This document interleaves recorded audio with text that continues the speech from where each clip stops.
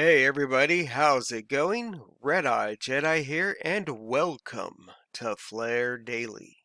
Please like, share, and subscribe to hear more great crypto content. How are you guys doing today? I had a fun day today. Interesting day. We'll talk about that a little more down the road here, but I think first off, we're going to get on to some prices and then the news. So first up, we got the FLR IOU, or Flare token, right now at being sold for $1.12, down 0.82% with a high of $1.16. And then we have XRP, which is down 0.99, so down 1%, right? Trading right now at 61 cents with a high of 63. And then we have Doji, down 5.85%, trading at 18 cents with a high of 22. And then we have XLM up 4.78%, trading at 24 cents with a high of 25. And then we have Gala down 4.6%, trading at 0.014 cents with a high of 0.016. And then last but not least is the CasinoCoin's CSC XRPL, down 8.1%, trading at 0.0034 cents, with the high of 0.0037. Of course it took a dip, and you know why it took a dip? Because yesterday I threw some more money into CasinoCoin. But that's okay, because I know where it's going. I saw an article. I don't know how much, how this correlates with CasinoCoin, but I believe it has something to do with CasinoCoin, talking about the Sands in Las Vegas having their own digital team going on over there, right? And CasinoCoin is in their beta program. And there's casinos that are going to be testing, but they're going to be testing in secret. They can't tell you who's testing, NDAs and whatnot. So all we get to do is speculate until they say it's okay to announce it. And right now, because of the way the news was presented, I don't have the article up in front of me, but the way it was presented, looks like the Sands in Las Vegas could be beta testing CasinoCoin. And I also think the other in-person casino that would be using it would be that Resort World in Las Vegas. Whether they are using it or not, I don't know. But again, they're doing beta, so I don't know what's allowed to be put out there and what's not. We just get to speculate. But it looks just like what CasinoCoin and the XUMM app would do. Scanning the QR codes, or they scan your QR code, and you have your app tray for your X apps, which are all the apps on. Excuse me, now I got hiccups. All the apps on the XRP ledger. So basically, any of these casinos that are part of the CasinoCoin network will be there, and you could go and choose the Sands Las Vegas resort. You could choose World what was it? Oh, no, I forgot. Was it the World Resort World Las Vegas? Or Morongo, because Morongo is by me. Choose them, and then you could just have your money, your credits, everything transfer over. You get your points. Like, you want to play online. Who says they won't go and have an online casino because once all this stuff gets regulated, because of the KYC and whatnot. So then you could go ahead and just gamble with the Morongo online too, and or whatever casino, and get, have everything carry over. So it's all in the works. It's a lot of it's secret, hush hush. We don't get the privilege of knowing all the information. So we just gotta get all the information we can find. And, with all this good information with CasinoCoin, I really, really think Uphold needs to add CasinoCoin to their exchange. Because why not? There's so many other great coins over there on Uphold, and I love Uphold. They have a lot of, it's just, I love a lot of stuff about Uphold. I have the Uphold debit card I use constantly. I have a lot of tokens that I purchase through Uphold. A lot of times I'll purchase my XRP through Uphold and then send it somewhere else if I want to change it into, say, CasinoCoin or whatnot. So I've been a supporter of Uphold, and I really think that they need to, listen to the community and grab that CasinoCoin and throw it on their list, because I'm telling you, it's going to be fire. Anyways, this right here, this pairing is so good, it would go better than Kramer and Seinfeld. At least that's what Code Word thinks, and I kind of agree. This right here is a great pairing. All right, and have you heard about this? I'm sure a lot of you have. It's about this upcoming $1.4 billion of grayscale Bitcoin unlocked. Could collapse Bitcoin. Oh no! The funny thing is if you're so much of a Bitcoin maxi, you have so much faith in Bitcoin, then I wouldn't worry about them selling it. If it has that value, like you say, and it has that real world use case that we need, then why worry?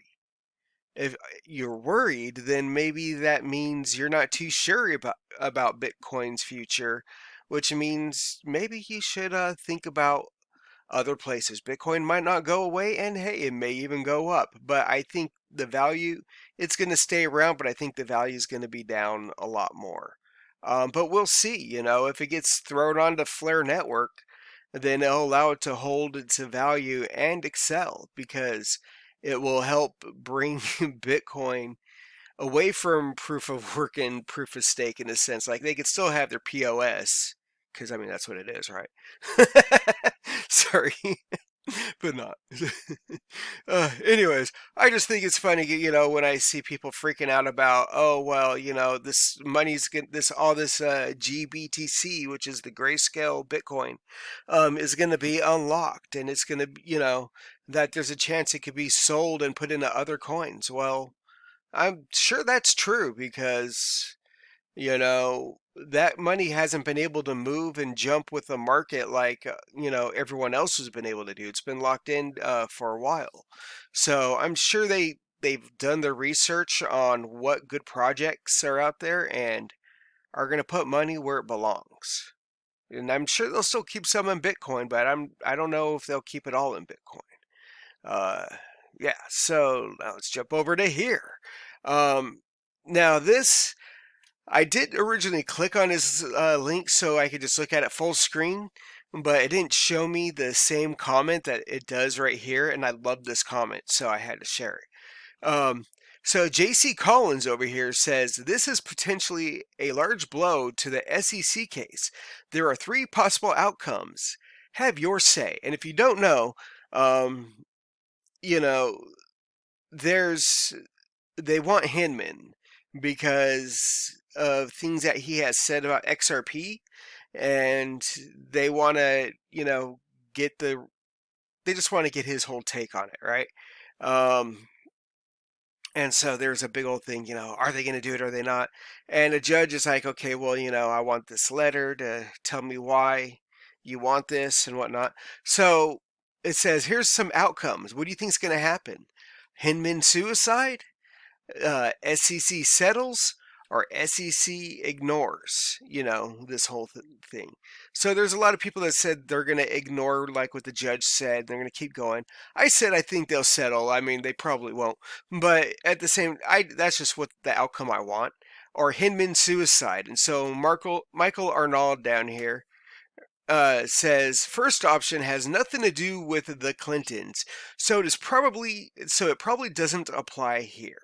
And I thought that was hilarious because yeah, they don't have anything to do with XRP or the SEC or Ripple that I know of. So no, he shouldn't be suicided. He should be good. That's horrible to say. Um, Oh, what is this right here? Oh, that was from April 2019. It says volume always precedes price. So now let's jump on over to this. I wanted to throw this in real quick because this guy, I knew his wife. We worked together when I worked at Amazon. And this guy, so what he does is he buys figures. Here, I'll go ahead and click on this.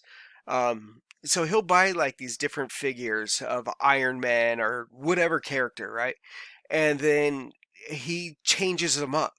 So instead of just being like how you bought it at the store, and if you notice, if you look at the toys at the store, like they have the grooves and everything, but those details really aren't filled in. There's stuff that's missing, right? So what he does is he'll clean it up. He'll go and fill in those lines. He'll add new paint to it. He'll change it up. So like on this one, he grabbed a regular Iron Man figure, he scuffed it up and added some stuff to make it, be like a comic resemblance. And so he does this with everything. And he does it with Marvel. He does it with Dragon Ball Z. He does it with all kinds of stuff. You really have to go check him out. He's very talented. And we're all going to be making some good money here. So I know there's a lot of collectors out there that like collecting this kind of stuff. And I'm one of those people that nerd out on stupid shit and go and just start buying stuff that, I don't need it, but it looks cool to have. So if you're into stuff like that too, check them out. Oh, Mickey B. Fresh. So Mickey B. Fresh, I love this guy. I saw this and I was just like, I'm glad he put this out there. I don't like, talking trash on people because I'm not perfect, but I used to listen to Digital Asset Investor like back when I was working at Amazon. That at that time I was going around telling everyone, dude, invest in XRP. Look, you guys don't know. Check this out. This was before Flare. So I was like, hey, check it out. You want to buy some Flare? I mean, I said, Flare, you want to buy some XRP? Hey, I got the hookup. check out Uphold. But anyway, so, I stopped listening to him because of just some of the stuff he says, and it's like repetitive or just not the kind of stuff I really want to listen to, right? And then when he talks about Flare, he only talks about certain things on Flare because you could tell he doesn't have that that knowledge behind Flare Network and Flare Finance. He just knows the cliff notes. He knows the snippets. And like you have Crypto Eddie, you have Mickey B. Fresh. They're way more into this than he is. And every time I hear him, he's just, oh, taxes, right? So Mickey B. Fresh comes out and says, this is someone who hasn't done the research to understand why drop it all makes no sense. The network is designed based on the distribution setup, not around your tax concerns. Digital asset buy. Do some research, please, and you would understand. Why can't he read a blog? And so I'll read his post just so you understand what he's commenting on. But it says, yes, sir. We are excited and appreciate what Flare Networks is doing. Drop it all and I'm not selling. I think most don't want to sell their Spark. If we do, it would only be to cover our ordinary income taxes in the U.S. Please take that off the table. We want to hodl. And basically what he's saying is in the United States when the Flare token drops, the first drop, the 15% is tax free because Flare when it comes out has zero value. And then from there it goes up. So on your next drops for the next 2-3 years, we're going to have to pay, a certain amount of taxes on those drops. And so he's worried, oh my God, what are we going to do with taxes? We should do this. And I think that was one of the reasons why Hugo was like, okay, guys, we need a vote on this. What are we going to do? Because, he thought it was a good concern, like people are worried about their money. But in the long run, uh, first off, most of the people that are investing in this token are not in the United States. You're all in other countries too. Um, and then not just that, you know, a lot of people here in the United States really don't give a damn. It's only a small portion that care, to get it all 100%. Like, okay, yeah, no, I'm cool with getting it 100%. But at the same time, I knew what I was signing up for when Flare said, we're going to do 15% and then so on. And I was cool with that. Like, it didn't bother me. So I don't know why you're worried about it now. If you know what Flare is all about, if you can see, if you have the knowledge of Flare Network and Flare Finance and the products that are coming out with all of them and everything that's being built around this, you'll be able to see where everything is going. And if you don't have any of that knowledge, you're just picking, daisies and quoting shit you've read, not really understanding anything. And this is why I really really want Flare Finance to bring back the beta, because I want everyone that is in the know now about Flare Network, Flare Finance, I want all of you to have a chance at learning all of this with fake money before we have to use real money to play with the products. And that's what it's all about, is trying everything out with the fake money, learning what works best, learn the right techniques to make your money, to make profits, so you're just not having your money sit there and not collect and not do anything but just collect. And I mean, that's cool for some people. Maybe that's all you want to do is drop your money in the Flare farm. You just want to know where to put it, and then that's it. Set it and let it be. Or you might want to do some arbitrage trading, and that's where a few of us will come in, because I'm down to try some arbitrage trading. I'm also looking into bots to try, on the side, not for beta, but for real life. To see, just trading bots. If the value gets this high, trade. If it gets down this low, trade, and so on and so forth. But anyways, Mickey Be Fresh, I love that. Badass. Um, so we're going to go over this. This is the last article, and then I'm going to talk about something else. I don't know if I'm going to read over everything, because some of this is just like math, and we don't really care about the math right now. We just want to know the basics. We want to know the information that's important to know. So I'm going to just skip through some of the stuff and read you the good to know. And then later on, if this is like important to know, we're going to cover it again. I'll circle back if it's very important. Okay. So, title is Flare Network's Ftso, Voting Delegation Rewards and WFLR. How Flare Time Series Oracle works. Voting and delegation with wrapped FLR token. Oracle and Flare Network's Ftso. In DeFi world, including stablecoin protocols, getting the exact price of cryptocurrencies is very important. The price of cryptocurrency is usually brought from off-chain to on-chain through an Oracle system. Untrusted price information may cause vulnerabilities such as flash loan attacks, and this makes DeFi, which relies on Oracle, not to work. to not work. In this article, you can see how Ftso, Flare Time Series Oracle works, the price oracle mechanism of the Flare network. So this is TLDR. Ftso is the price oracle mechanism of the Flare network.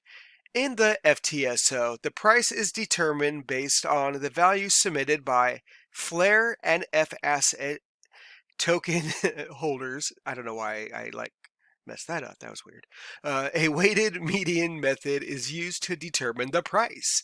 The actual right to submit prices is reserved for WFLR tokens and F assets as well.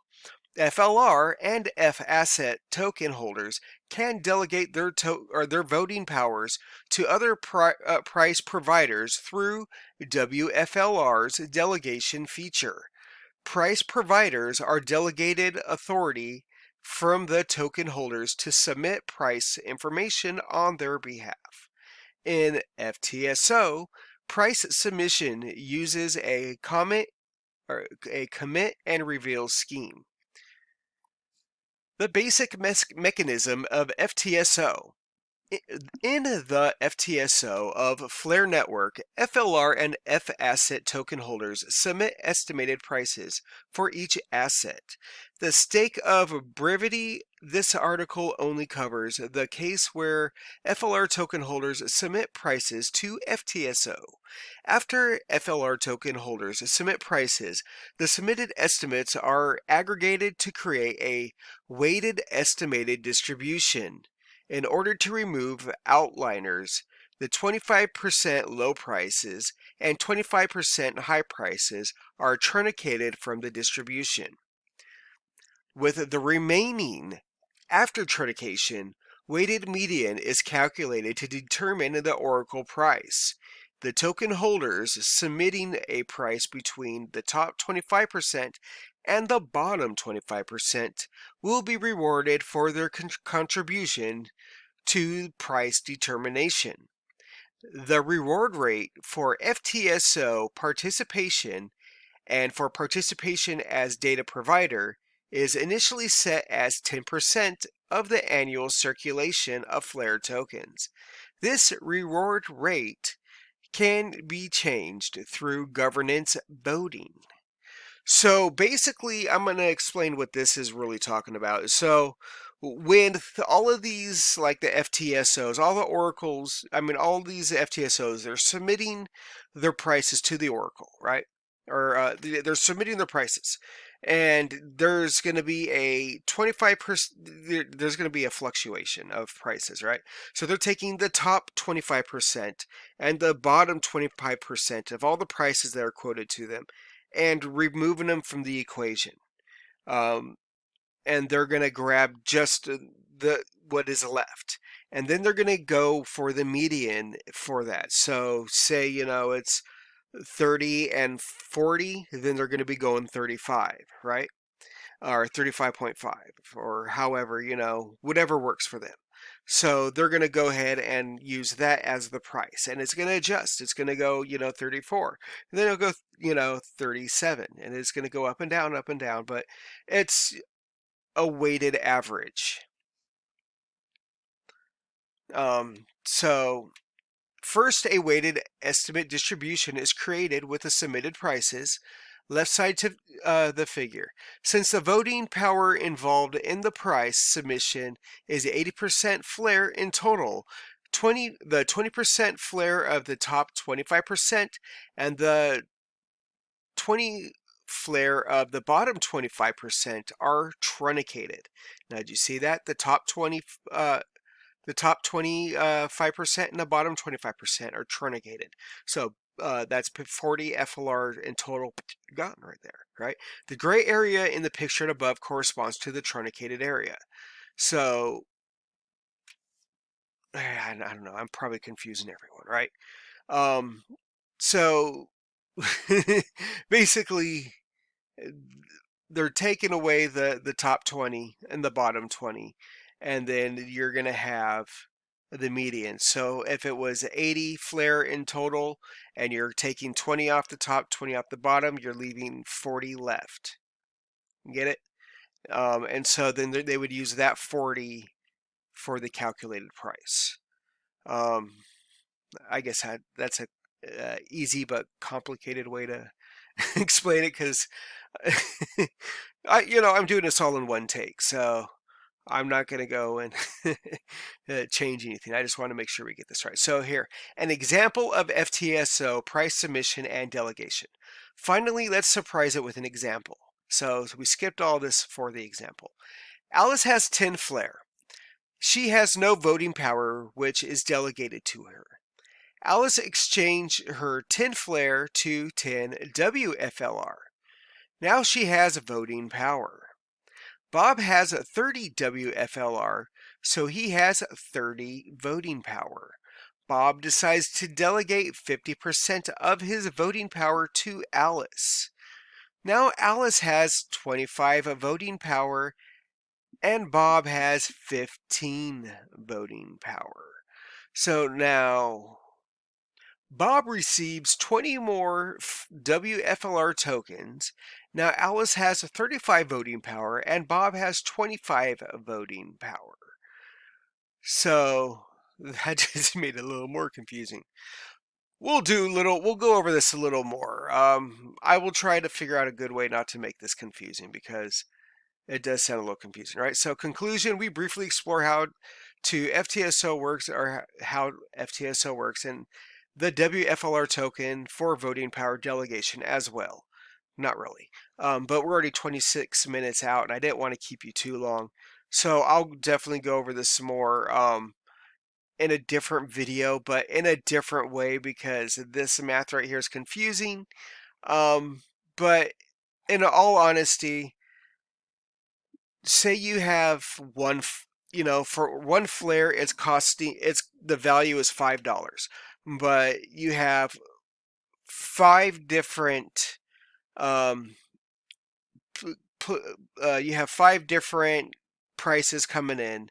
One says it's $5, one says it's $5.25, one says it's $5.35, one says it's $5.10, one says it's $5.15, So it's going to go and cut off, the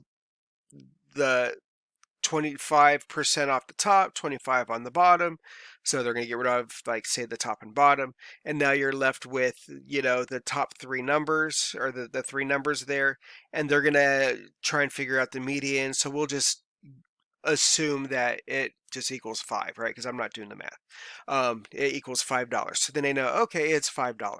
But then the next time the prices get submitted, now they might fluctuate, but they're all showing that it's higher.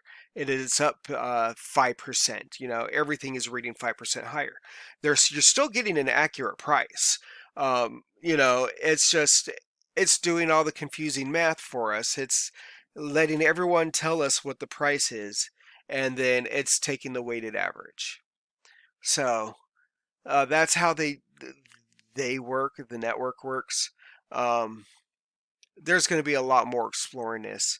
But we'll definitely explore more once things get going more as far as voting.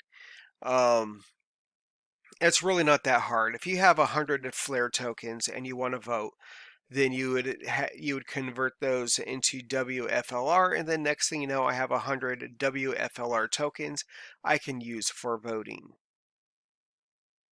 Make sense? All right. Now, if you have any questions on that, let me know, and I'll try to answer them the best I can. But it says right here, Flare and WFLR will always have a 1-to-1 ratio. And WFLR is required to participate in the Ftso voting. One WFLR has 1 voting power. So there you go. All right, everybody. Now we're going to go to what I wanted to talk about. So I'm a tech support guy over here for this great computer company. And I was thinking, because, I deal with this stuff all day, that maybe I should, holy snap, this looks almost exactly like my board on my PC. I'm like looking at it and looking over, going, ah, mine just has more RAM. Anyways, sorry. I was thinking about making videos on troubleshooting or, just basically tech support in general. And it could deal with computers, phones, all kinds of stuff because I have a lot of knowledge. Uh, you know? So I was thinking about doing it, but I probably won't do it on this channel. I have this other channel, RedEyedJedi VR, which I will probably change into Red Eye or tech support with RedEyedJedi, something like that. It's either tech support with RedEyedJedi or RedEyedJedi tech support. Um, Something like that. But I think that's what I'm going to end up doing is making another channel here just for troubleshooting stuff. When people have questions, because people have questions and it's like hard to explain sometimes, and then having to like tell someone, okay, now if you open this up, you should see this here and hope they're seeing what you want them to see, right? So instead of like trying to guess what they're seeing, um, I'm gonna make a video. I'm thinking about making videos so they know what to see. Um, but yeah, with that being said, some people, man, I they have the nerve. I had someone today, hey, so if I go and I buy one of your computers and I see that I don't like the manufacturer of your graphic card, can I just go ahead and return it? It's like, yeah, you can, but we're gonna charge you because you took our computer, um, home, and who knows what you did with it. So, yeah, we're gonna charge you a restocking fee. And we had someone a different time where, and GPUs, you got to be careful because people are trying to scam you and try to steal stuff and steal parts and then try to claim they never got it, or people are scam this for real. Yeah, but we had someone else the other day that was like, oh, well, you know, I don't like the power supply that I have. I think this manufacturer could be a fire hazard. So, can you give me a power supply from a manufacturer that I choose? Like, what the fuck? What? Sorry, yeah, see, I almost said a bad word right there. But yeah, like, what the heck? Like, what are people have the nerve? People hit us up for tech support or for sponsoring all the time. Hey, I just want you to support me for life. I want you to give me free PCs, free electronics for life. Just support me playing video games. And like, serious, people are crazy. I had this other person. This is a small rant, I guess. That okay, they had a computer and they call me up like, hey, I got this computer from that I bought, off of either Amazon or Newegg or whatever. I bought it and or maybe it was from us. And it's like we bought it and the computer just would not turn on. So I, I had them send me out another computer. And you guys sent me another computer that just will not turn on. You guys make shitty products. Like, I don't understand why your computers just won't turn on. And like, sir, I'm so sorry. I have no idea why, you're having all these faulty computers. Like, sometimes UPS is rough on our computers or FedEx, which they are. Sometimes they show up dented up or smashed. It's horrible. But like, sorry, like, try this, try that. We're gonna try this stuff. And so I go and I'm having them, do something, and I'm like, okay, well, there's these wires with this clip down on the bottom that should say something like PW or power. We're gonna try to do this screwdriver test here and get this to start. And he's like, is there any other way you could do this? I'm like, no, this is to see if we have to replace your power button. We're trying to see why it's having issues. Obviously, your motherboard's lighting up; it's getting power. Um, and so I'm like, okay, so do this and then push the power button. And he's like, well, I flipped the switch in the back and that light turns on. I'm like, yeah, but you got to push the power button in the front. And he's like, wait a minute. Are you telling me there's a power button in the front of the computer? I'm like, yeah. And, this guy, I swear he sounded like, he's like in his 20s too. And I was, you're telling me there's a power button in front of the computer? I'm like, yeah, like there's always been a power button on a computer. And I don't know. And then he was just like, oh my gosh. I'm like, so do you think that was a problem with your last computer? So, oh, that's definitely what the problem was with the last computer. I thought you just had to flip the switch on in the back. Like, what the? Okay. you know, I can't judge because, yeah, not everyone, is a tech savvy guy like me, but when I would assume like, you had a computer class, you had to deal with computers in school at some point in time. Teachers would always tell you don't push that button, you'll turn off your computer and then you'll be in trouble. I don't know. Anyways, yeah, So I think I'm gonna create a channel to go ahead and make videos explaining things. I might even be a smartass in the videos just because it's fun to be a smartass. But anyways, yeah, I thank you for sticking around, this long in the video and hearing me rant real quick. But I was going to ask you what your thoughts are on me doing it, but it came to more of I think I'm really going to just do this. It's something I'm going to do on the side. Not with my computer here. I mean, she's a beauty, and I do have to do some rewiring on her, so I might make a video of that and do some videos on that with this beautiful thing. Um, but yeah, we're gonna have fun. All right, everybody. I'm not gonna hold you up anymore. This has been it. You guys are awesome, especially if you stuck through this long. So I appreciate all of you. Props.